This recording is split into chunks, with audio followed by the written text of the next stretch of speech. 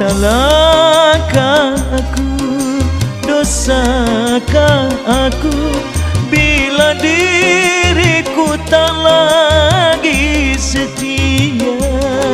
Semua ku lakukan untuk pelarian, agar engkau sadar, istriku sayang.